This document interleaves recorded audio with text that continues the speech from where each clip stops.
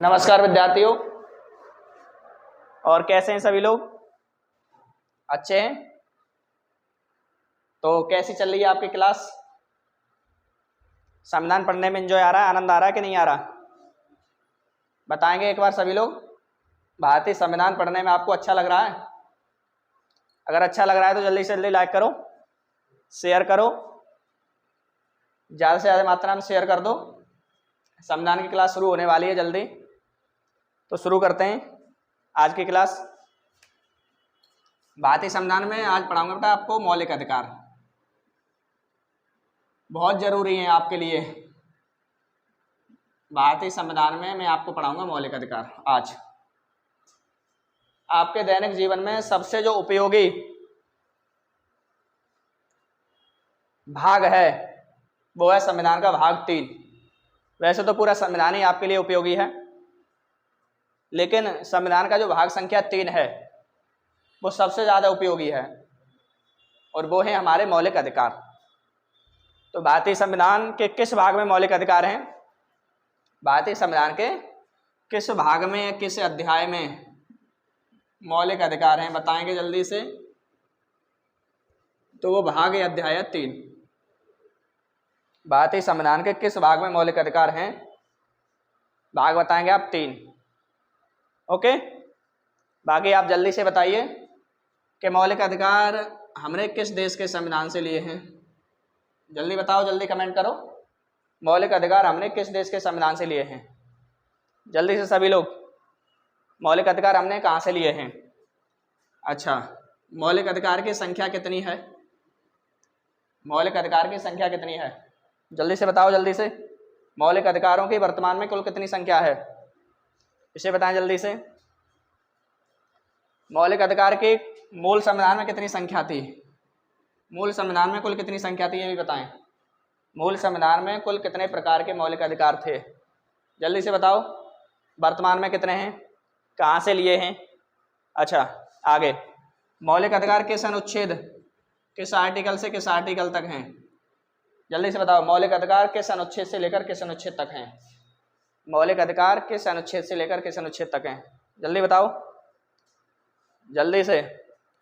मौलिक अधिकारों का अभिभावक कौन है बेटा? मौलिक अधिकारों का अभिभावक या रक्षक कौन है? जल्दी से बताइए। मौलिक अधिकारों का अभिभावक कौन है? मौलिक अधिकारों का रक्षक कौन है? जल्दी से बताओ। सेशन को शुरू करते हैं जल्दी से, जोश के साथ, ज़्यादा से ज़्यादा मात्रा में कमेंट के माध्यम से बताते रहो आंसर। किस देश के संविधान से मौलिक अधिकार लिए गए हैं? इनकी संख्या कितनी है? मूल संविधान में कितने मौलिक अधिकार थे? किस अनुच्छेद से किस अनुच्छेद तक हैं? मौलिक अधिकारों का रक्षक अभिभावक कौन है बेटा? बताओ जल्दी से। तो शुरू करते हैं। थोड़ा अगर आपसे पूछा जाए कि मौलिक अधिकार किस देश के संविधान से लिए गए हैं, तो आपका आंसर क्या रहेगा? देश रहेगा आपका अमेरिका। देश रहेगा आपका बेटा अमेरिका। मौलिक अधिकार हमने अमेरिका से लिए हैं। संख्या वर्तमान में 6। वर्तमान में अगर आपसे संख्या पूछी जाती है कितने मौलिक अधिकार हैं, तो संख्या कितनी है? 6। मूल संविधान में कितनी थी? 7। मूल संविधान में कितने मौलिक अधिकार थे? तो 7। कौन सा हटा दिया? एक। कौन सा मौलिक अधिकार हटा दिया गया? जल्दी से आंसर कमेंट बॉक्स में। कौन सा मौलिक अधिकार हटा दिया गया है? जल्दी से आंसर दो कमेंट बॉक्स में। किस मौलिक अधिकार को हटा दिया गया है? तो वो है बेटा संपत्ति का अधिकार। कौन सा मौलिक अधिकार है? संपत्ति का अधिकार। संपत्ति का अधिकार हटा दिया गया। कब हटाया गया? जल्दी से आंसर दीजिए। संपत्ति के मौलिक अधिकार को संविधान से कब हटाया गया है? जल्दी से आंसर दो कमेंट बॉक्स में, जल्दी से। संपत्ति के मौलिक अधिकार हटाया गया बेटा 44वां संविधान में संशोधन हुआ था 1978। कौन से नंबर का संविधान में संशोधन हुआ है? 44वां। संपत्ति के मौलिक अधिकारों कब हटाया गया? 44वें संविधान संशोधन अधिनियम 1978। Okay okay. किस अनुच्छेद से हटाया गया? किस अनुच्छेद से हटाया गया? किस अनुच्छेद से हटाया गया संपत्ति के मौलिक अधिकार? तो 31, आर्टिकल 31, 19 फर्स्ट एफ। कहाँ से हटाया गया? आर्टिकल 31 से हटाया गया, 19 फर्स्ट एफ से भी हटाया गया। आर्टिकल 31 और 19 फर्स्ट एफ में क्या था? संपत्ति का मौलिक अधिकार था। हटाने के बाद कहाँ रख दिया इसके लिए? हटाने के बाद कहाँ रख दिया? तो हटाने के बाद रख दिया बेटा 300 का काम है। कहाँ रख दिया? 300 का काम है। कैसा अधिकार बना दिया गया? तो बना दिया गया कानूनी। कैसा अधिकार है? कानूनी या विधिक अधिकार, विधिक अधिकार। ओके, तो क्या समझे? मूल संविधान में कितने थे? 7। एक हटा दिया गया, कौन से नंबर का? संपत्ति का मौलिक अधिकार। कब हटाया गया? 44वां संविधान संशोधन अधिनियम 1978 में हटाया गया। और कहाँ था ये? पहले 31 में था, 19 फर्स्ट एफ में था। अब कहाँ पहुँचा दिया? 300 का काम में पहुँचा दिया गया। 300 का काम में कैसा अधिकार बना दिया? कानूनी का विधिक अधिकार बना दिया गया। ओके, इतनी बात समझे हम। आगे अनुच्छेद, अनुच्छेद बताएंगे जल्दी से जल्दी। किस आर्टिकल से किस आर्टिकल तक हैं मौलिक अधिकार? किस अनुच्छेद से किस अनुच्छेद तक? जल्दी से कमेंट करते जाओ जल्दी से। अनुच्छेद है बेटा 12 से 35। अनुच्छेद है 12 से 35। अनुच्छेद है 12 से 35। 12 से 35 तक क्या है हमारे पास? मौलिक अधिकार। और अभिभावक, रक्षक।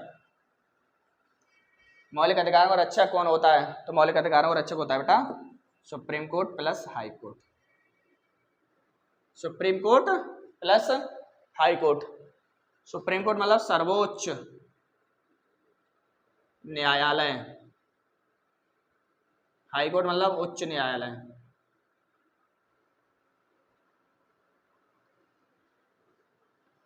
अभिभावक आपके माता पिता, अभिभावक आपके माता पिता आपकी रक्षा करते हैं, बिल्कुल करते हैं। लेकिन आपके जो मौलिक अधिकार हैं, आपके जो मौलिक अधिकार हैं उनकी रक्षा कौन करता है? तो उसकी रक्षा करता है बेटा सर्वोच्च न्यायालय और उच्च न्यायालय, दोनों मिलकर करते हैं। सर्वोच्च न्यायालय और उच्च न्यायालय दोनों ही मिलकर आपके मौलिक अधिकारों की रक्षा करते हैं। इस प्रकार आपसे अगर पूछा जाए क्वेश्चन कि मौलिक अधिकारों का अभिभावक बताएं, रक्षक बताएं, तो वो है सर्वोच्च न्यायालय, उच्च न्यायालय, दोनों। ओके, आगे समझते हैं।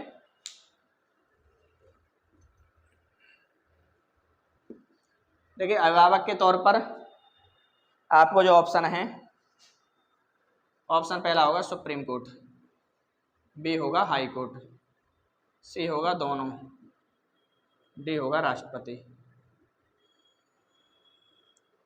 तो उस कंडीशन में आपका ऑप्शन कौन सा सही रहेगा बताएं? इस क्वेश्चन का आंसर सही बताइए। मौलिक अधिकारों का अभिभावक रक्षक कौन है? तो आपका आंसर रहेगा दोनों। आपका आंसर क्या रहेगा? दोनों।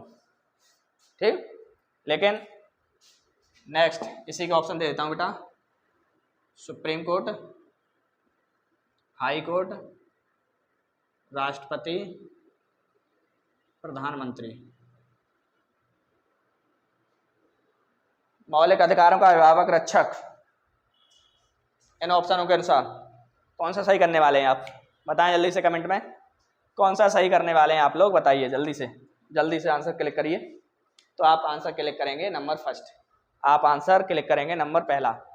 मौलिक अधिकारों का जो रक्षक है इस केस में सुप्रीम कोर्ट, इस केस में दोनों। ओके, आगे। हाँ, सुप्रीम कोर्ट किस अनुच्छेद के द्वारा मौलिक अधिकारों की रक्षा कर रहा है हमारी? जल्दी से बता डालो, सुप्रीम कोर्ट किस अनुच्छेद के द्वारा हमारे मौलिक अधिकार की रक्षा कर रहा है? जल्दी से बताइए, सुप्रीम कोर्ट किस अनुच्छेद के द्वारा हमारे मौलिक अधिकारों की रक्षा करता है? जल्दी से बताओ। और हाई कोर्ट किस अनुच्छेद के द्वारा मौलिक अधिकार की रक्षा करता है? ये भी जल्दी से बताओ। दोनों क्वेश्चनों के आंसर बहुत जल्दी से, बहुत जल्दी, फास्ट। सुप्रीम कोर्ट करता है बेटा 32। सुप्रीम कोर्ट किस अनुच्छेद के द्वारा करता है? 32। सुप्रीम कोर्ट में अनुच्छेद 32 के द्वारा रिट निकाली जाती है, याचिका निकाली जाती है मौलिक अधिकारों के विरुद्ध। हाई कोर्ट में 226, हाई कोर्ट में 226। ओके, तो हम क्या समझेंगे? सुप्रीम कोर्ट हमारे मौलिक अधिकारों की रक्षा करता है अनुच्छेद 32 के द्वारा, हाई कोर्ट 226 के द्वारा। हाई कोर्ट किस अनुच्छेद के द्वारा? 226। तो ये दोनों क्या है बेटा? आर्टिकल हैं। ओके, आगे चलते हैं। शेयर कर दो बेटा, लाइक कर दो सेशन के लिए। आगे भी जबरदस्त वीडियो लेकर आते रहेंगे, इससे आपका रिवीजन भी बहुत अच्छे से होगा। और जो बच्चे नए हैं, जिन्होंने कभी संविधान नहीं पढ़ा है, उनके लिए बहुत हेल्पफुल है ये क्लास। तो दोनों के लिए बहुत ही ज़्यादा उपयोगी है। आगे मांग, बताएं बेटा, मौलिक अधिकार की मांग सबसे पहले किस भारतीय व्यक्ति ने की थी? मौलिक अधिकार की मांग सबसे पहले किस भारतीय व्यक्ति ने की थी? बता डालिए जल्दी से। मौलिक अधिकार की मांग किस भारतीय व्यक्ति ने सबसे पहले की? बताओ जल्दी से, जल्दी से आंसर बताओ कमेंट बॉक्स में। तो मांग की थी बेटा बी.जी. तिलक, बाल गंगाधर तिलक। मौलिक अधिकार की मांग सबसे पहले किस व्यक्ति ने की? बाल गंगाधर तिलक, बी.जी. तिलक। कब करी बेटा? 1895। किस वर्ष करी? 1895 में। बहुत इंपॉर्टेंट है क्वेश्चन। मौलिक अधिकारों की मांग सबसे पहले किस व्यक्ति के द्वारा और कब की गई? तो वो व्यक्ति थे बाल गंगाधर तिलक। और किस वर्ष की गई थी? 1895 में। किस वर्ष की गई? 1895। ओके, तो मौलिक अधिकार के बारे में हम आगे चलते हैं और आगे।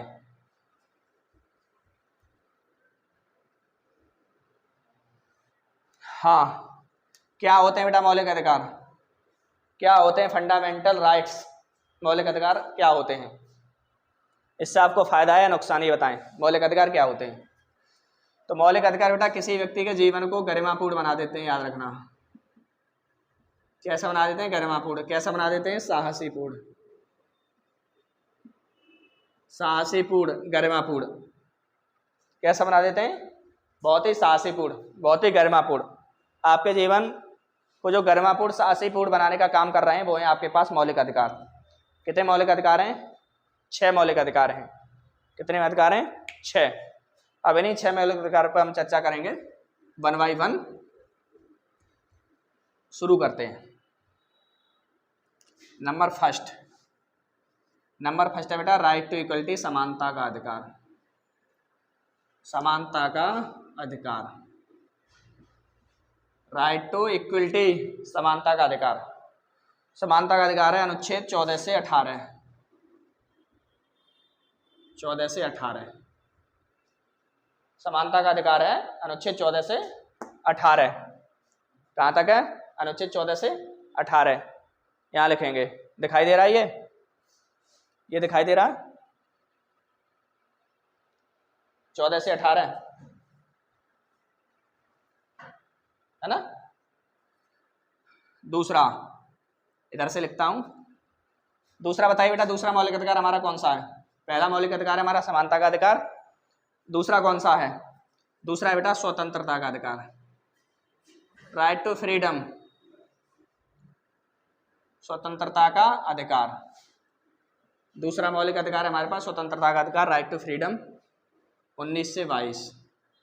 आर्टिकल बहुत इंपॉर्टेंट है, ये चीज डायरेक्ट पूछी जाती है कि स्वतंत्रता का अधिकार 19 से 22, समानता का अधिकार 14 से 18। ओके, तीसरा मौलिक अधिकार बताइए बेटा। तीसरा मौलिक अधिकार तो वो है शोषण के विरुद्ध अधिकार। शोषण के विरुद्ध अधिकार, अनुच्छेद 23 से 24। 23 से 24 शोषण के विरुद्ध अधिकार आर्टिकल है हमारा 23 से 24। चौथा बताएं बेटा, चौथा बताइए जल्दी से, चौथा मौलिक अधिकार कौन सा है? नंबर 4 मौलिक अधिकार, जल्दी से बताते रहो कमेंट बॉक्स में। ये आपका धार्मिक स्वतंत्रता का अधिकार। कौन सा है? धार्मिक आजादी का अधिकार, धार्मिक स्वतंत्रता का अधिकार। अनुच्छेद बताओ जल्दी से, 25 से 28 अनुच्छेद है, 25 से 28। नंबर 5 मौलिक अधिकार बताइए बेटा। नंबर 5 कौन सा मौलिक अधिकार है? नंबर 5 जल्दी से, बहुत तेजी से, बहुत फास्ट। 5वां है आपका बेटा शिक्षा एवं संस्कृति का अधिकार। कौन सा है? शिक्षा एवं संस्कृति का अधिकार। एजुकेशन और कल्चर का अधिकार, right to education and culture, शिक्षा और संस्कृति का अधिकार। मौलिक अधिकार संख्या 5 कहाँ से शुरू होगा बेटा? 29 से और 30, अनुच्छेद 29 से 30। लास्ट मौलिक अधिकार 6, यह बेटा आपका संवैधानिक उपचारों का अधिकार, संवैधानिक उपचारों का अधिकार।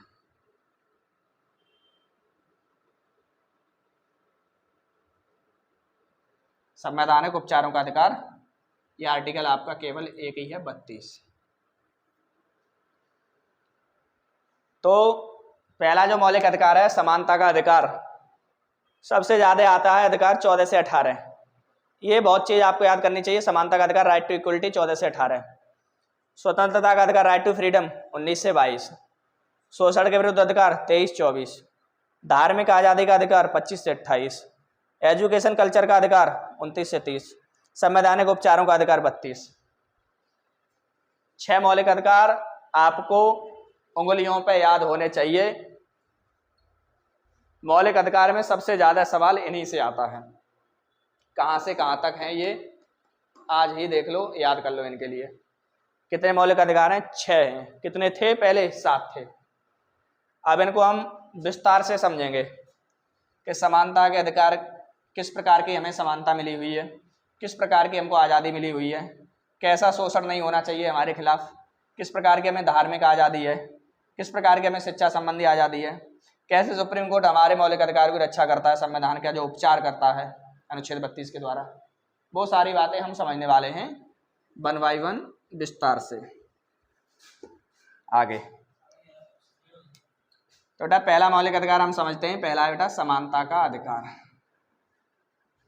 समानता का अधिकार, राइट टू इक्वलिटी। आर्टिकल हमारे पास 14 से 18, 14 से 18। ओके, इससे पहले एक ट्रिक लिख लो सभी लोग, बहुत हेल्प करेगी आपकी। एक ट्रिक लिख लो आप, बहुत हेल्प करेगी। ट्रिक है आपकी विधि।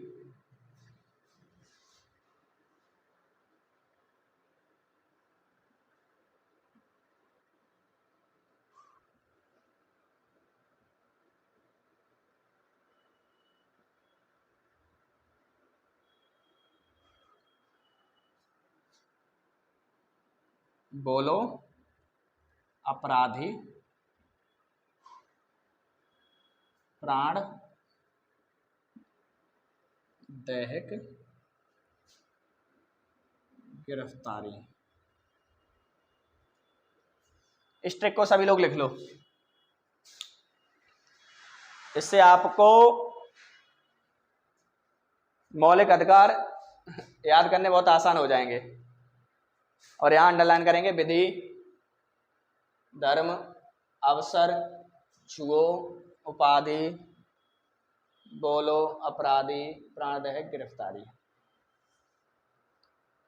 समानता का मौलिक अधिकार है हमारा फर्स्ट, 14 से 18 तक।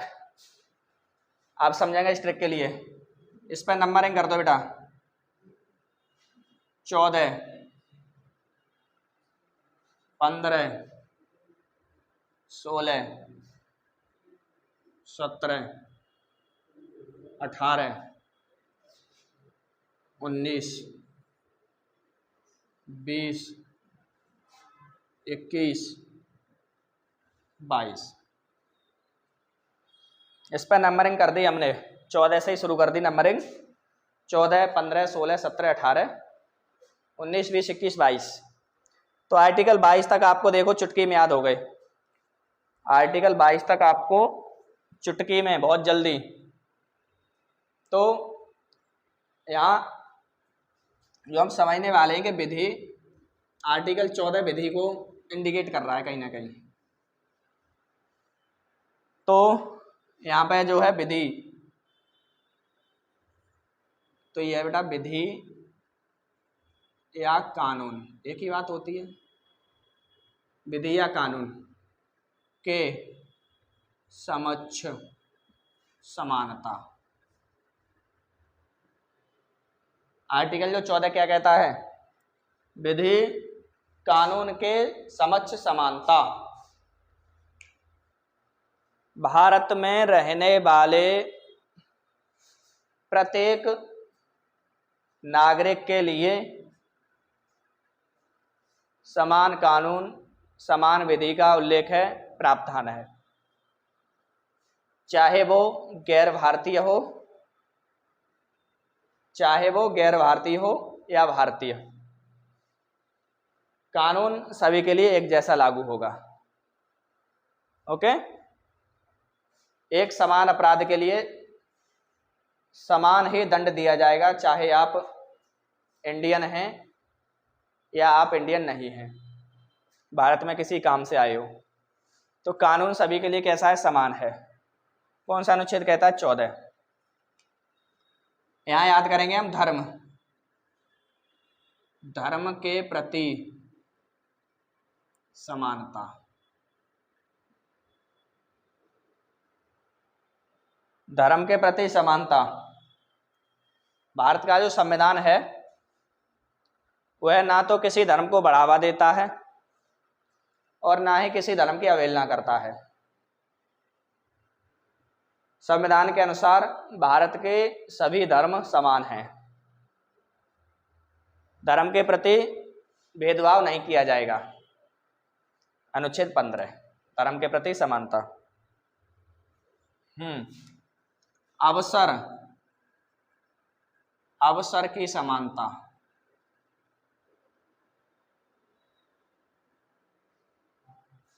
अवसर की समानता,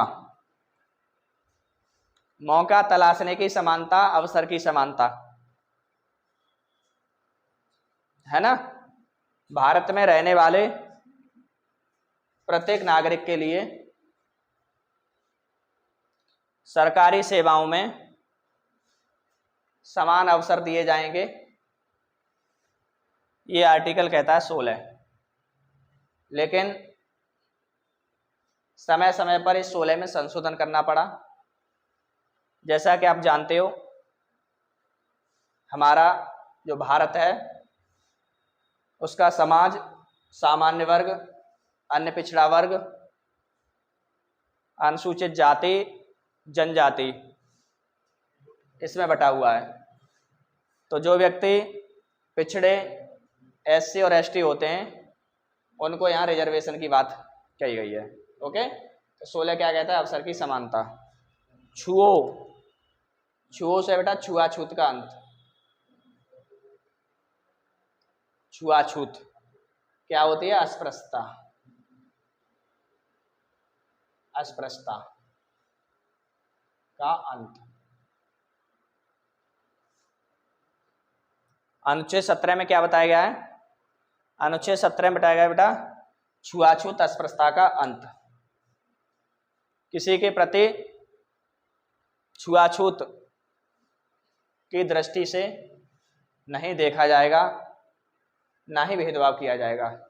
ये किस अनुच्छेद में है? 17। उपाधियों का अंत। उपाधि से बेटा उपाधियों का अंत।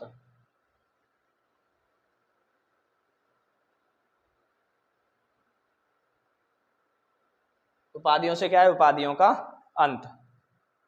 उपाधि क्या होती है? उपाधि क्या होती है? जो आप अपनी योग्यता के अनुसार, जिसे आप अपनी योग्यता के अनुसार ग्रहण करते हैं वो उपाधि होती है। हाई स्कूल आपने पास की, आपको जो मार्कशीट मिली वो एक उपाधि है। 12th पास की एक मार्कशीट मिली वो उपाधि है। ग्रेजुएशन के बाद उपाधि है। बीएड बीटीसी जो भी किया वो एक उपाधि है। अन्य जो प्राइज पुरस्कार मिलते हैं वो भी उपाधि होती है। तो जब हमारा संविधान बना था उस समय सभी को समानता की दृष्टि से देखते हुए उपाधियां जितनी भी मिली थी वो खत्म कर दी गई थी। आगे से जो जैसी योग्यता रखेगा उसे उसी प्रकार की उपाधि दे दी जाएगी। तो 14 से 18 तक आप इसे आसानी से समझ गए या नहीं? जल्दी से बताओ कमेंट बॉक्स में। विधि, विधि या कानून के समक्ष समानता। धर्म, धर्म के प्रति समानता। अवसर, अवसर की समानता। छुओ, छुआछूत अस्पृश्यता का अंत। उपाधि, उपाधियों का अंत। क्लियर हुआ? मतलब पहला मौलिक अधिकार हमने आसानी से समझ लिया, 14 से 18 समानता का अधिकार। आगे समझते हैं मौलिक अधिकार नंबर दूसरा। कौन सा है दूसरा मौलिक अधिकार, बताओ जल्दी से, अभी बताया तुम्हें। दूसरा है बेटा स्वतंत्रता का अधिकार, राइट टू फ्रीडम, स्वतंत्रता का अधिकार, राइट टू फ्रीडम। कहाँ से शुरू करेंगे हम, बोलो से। कहाँ से शुरू करते हैं, बोलो।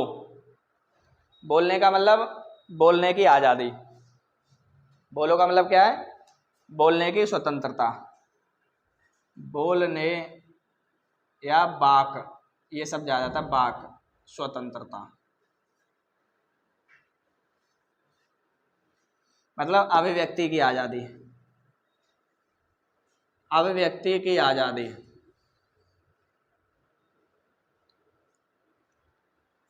बोलने के लिए आप स्वतंत्र हैं, आपके पास अभिव्यक्ति की आज़ादी है कि नहीं, बिल्कुल है। ये किस आर्टिकल में बेटा, 19 में है। बोलो, बोलने की आज़ादी, वाक स्वतंत्रता, अभिव्यक्ति की आज़ादी किस में है, तो आप लगाएंगे आर्टिकल संख्या 19 में है। 20 पे चलते हैं, अपराधी, तो इसे हम पढ़ेंगे अपराधों से संरक्षण, अपराधों से संरक्षण।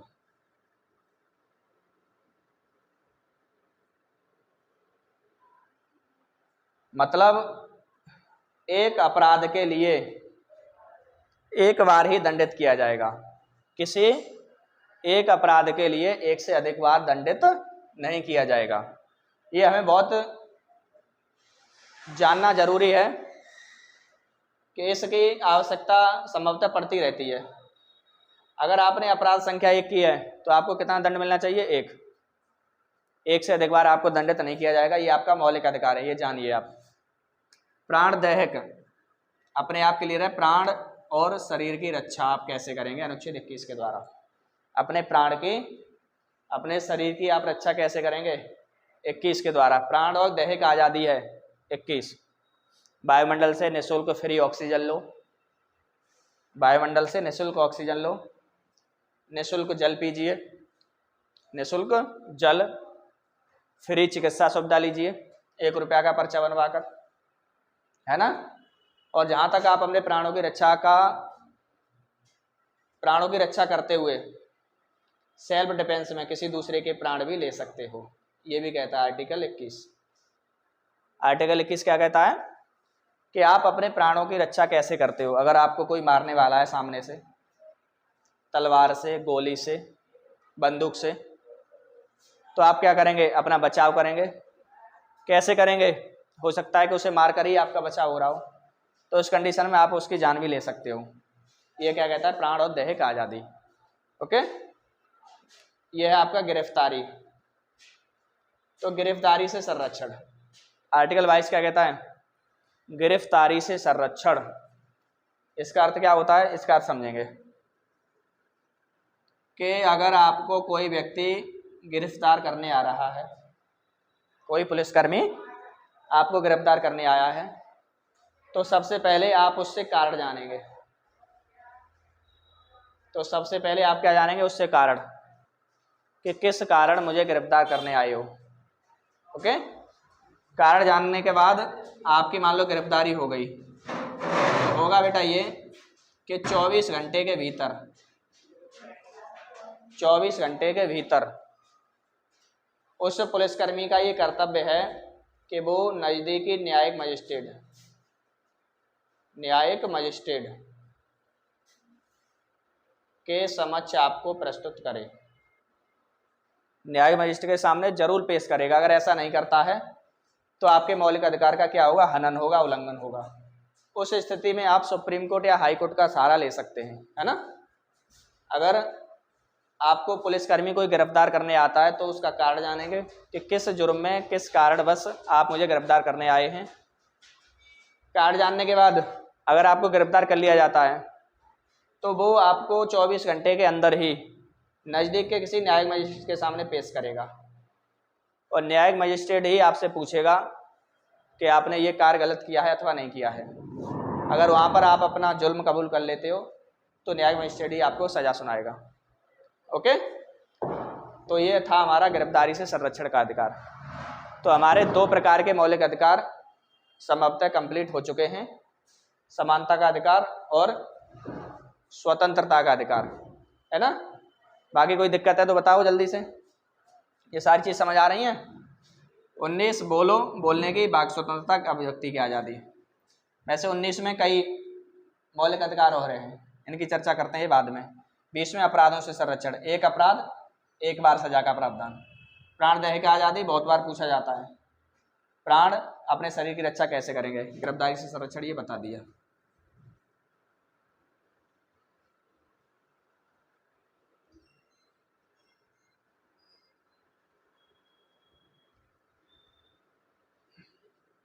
उन्नीस के भाग जान लेते हैं, है ना। 19 वाक स्वतंत्रता, बोलने की आज़ादी।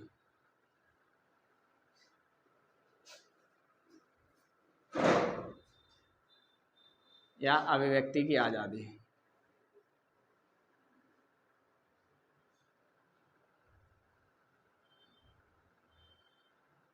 ओके, बोलने की आज़ादी, अभिव्यक्ति की आज़ादी, वाक स्वतंत्रता सभी के पास है, लेकिन 2 कंडीशन याद रखेंगे आप।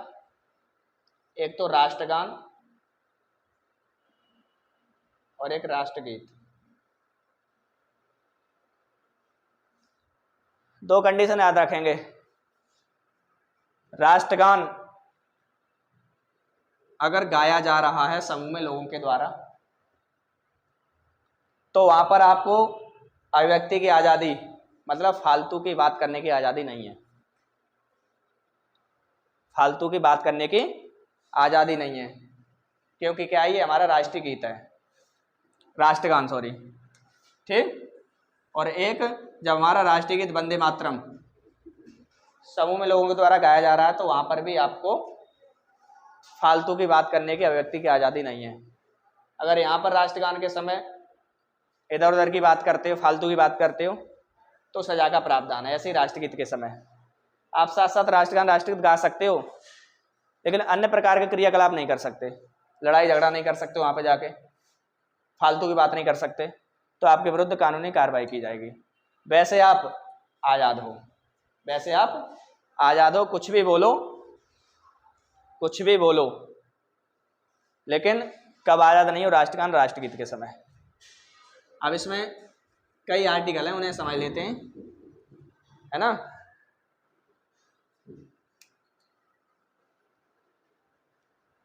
ये तो 19 फर्स्ट की बात है बेटा। ये अगर बात करता है वाक स्वतंत्रता तो 19 फर्स्ट, बोलने की आज़ादी। 19 फर्स्ट ए, 19 फर्स्ट ए, इसे समझते हैं। यहाँ पर है बेटा प्रेस की स्वतंत्रता।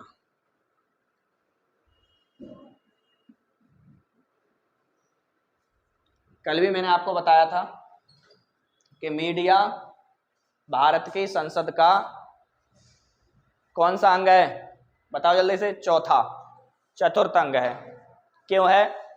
क्योंकि मीडिया को जो आपातकाल के समय है आज़ादी मिली हुई है।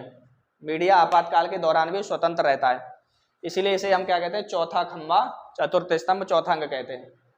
तो यहाँ पर जो प्रेस की स्वतंत्रता किस अनुच्छेद में पड़ा? 19 फर्स्ट ए में प्रेस की आज़ादी है, मीडिया आज़ाद रहती है। ओके, साथ ही साथ जैसे आप अपने गाड़ी या भवन, यहाँ पर क्या लगा लेते हो? झंडा, भारत का नेशनल फ्लैग, तिरंगा। ये आज़ादी आपको अनुच्छेद 19 फर्स्ट ए ही देता है।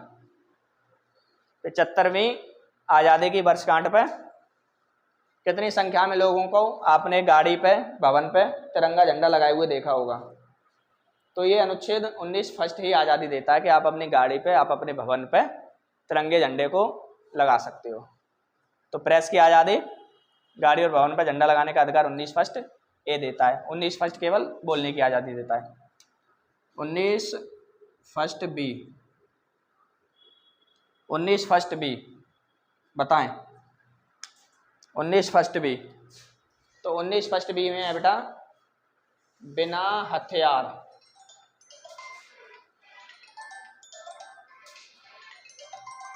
बिना हथियार।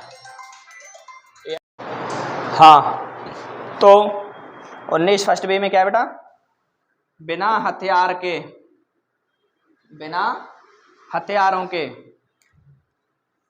और बिना युद्ध की भावना के, बिना हथियार के और बिना लड़ाई झगड़े की भावना से आप कहीं पर भी कोई सभा और सम्मेलन कर सकते हो। मतलब प्रत्येक व्यक्ति को कैसी आज़ादी दी गई है कि वह बिना हथियारों के, बिना युद्ध की भावना के कहीं पर भी कोई भी सभा और सम्मेलन कर सकता है।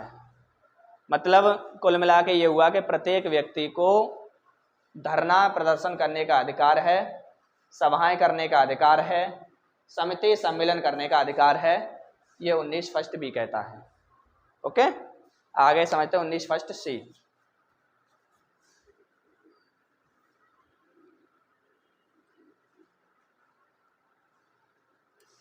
19 फर्स्ट सी,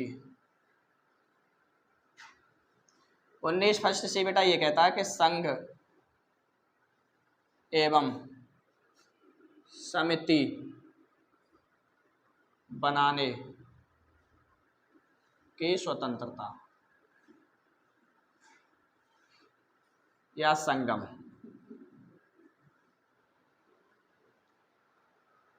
उन्नीस फर्स्ट से क्या कहता है बेटा, संघ एवं समिति या संगम बनाने की आज़ादी है।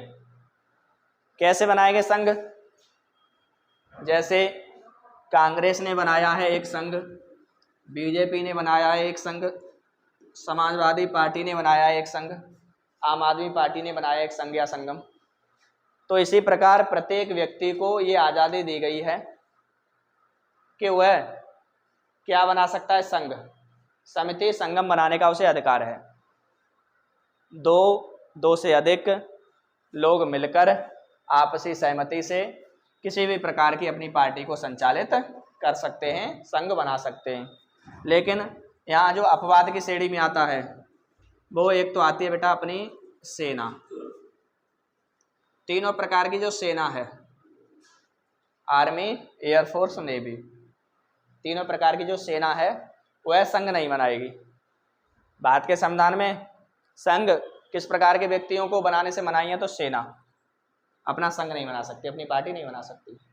सेना पार्टी बना लेगी, सेना अगर पार्टी बना लेगी, चुनाव लड़ेगी, चुनाव जीतेगी, प्रधानमंत्री भी बनेगा, मंत्री भी बनेंगे, तो क्या हो जाएगी, आज़ाद हो जाएगी।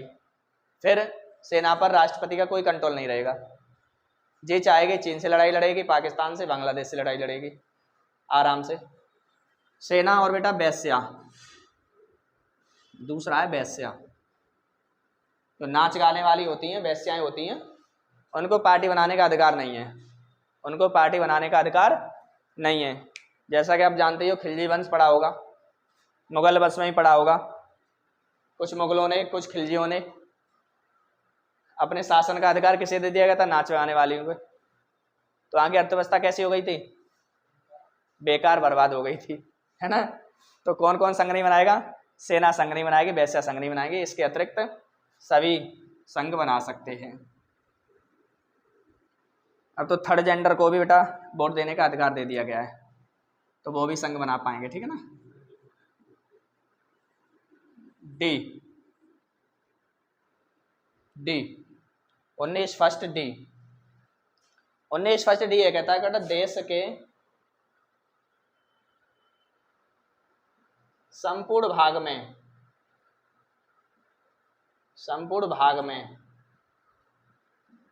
घूमने की आज़ादी।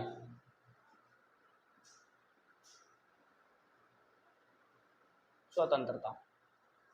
19 फर्स्ट डी क्या कहता है कि देश के संपूर्ण भाग में, आप इंडिया के रहने वाले हैं, तो इंडिया के किसी भी कोने में आप घूम कर आ सकते हैं, आपको कोई रोकने वाला नहीं है। 19 फर्स्ट डी क्या कहता है कि देश के संपूर्ण हिस्से में, संपूर्ण भाग में घूमने के लिए हम क्या हैं, आज़ाद हैं। आपसे कोई ये नहीं कहेगा कि भाई यहाँ क्यों घूम रहा है, तू तो उत्तर प्रदेश का निवासी है, जम्मू कश्मीर में क्या कर रहा है, पंजाब में क्या कर रहा है, दिल्ली में क्या कर रहा है। तो हमारे लिए 19 फर्स्ट डी आर्टिकल ये कहता है कि हम देश के किसी भी भाग में भ्रमण कर सकते हैं, आज़ाद हैं 19 फर्स्ट डी के तहत। 19 फर्स्ट ई, 19 फर्स्ट ई, 19 फर्स्ट ये क्या कहता है, ये कहता है बेटा कि देश के किसी भी कोने या भाग में बस जाने की आज़ादी, आज़ादी स्वतंत्रता। मतलब आप 2019 के बाद 370 और 35A खत्म होने के बाद देश के किसी भी कोने में, किसी भी भाग में अपना घर बना सकते हो बेटा। आप कोई भी व्यक्ति संपूर्ण भारत के किसी भी कोने में, किसी भी देश में आज बसने के लिए आज़ाद है। इससे पहले जो अपवाद में रहता था वो रहता था जम्मू कश्मीर, क्योंकि जम्मू कश्मीर में हमें मकान, दुकान, प्लॉट, ज़मीन खरीदने के लिए आज़ादी नहीं थी। जैसे ही 370 खत्म हुआ है, 35 का एक खत्म हुआ है, तब से हम क्या देश के किसी भी कोने में बस सकते हैं, अपना घर बसा सकते हैं, अपना घर बना सकते हैं। तो ये क्या कहता है 19 फर्स्ट ई। आगे लास्ट बचा है आपका 19 फर्स्ट जी। एफ मैंने आपको बता ही दिया, संपत्ति का मौलिक अधिकार था, खत्म हो गया। ठीक जी, देश के किसी भी भाग में व्यापार करने की आज़ादी, व्यापार करने की स्वतंत्रता।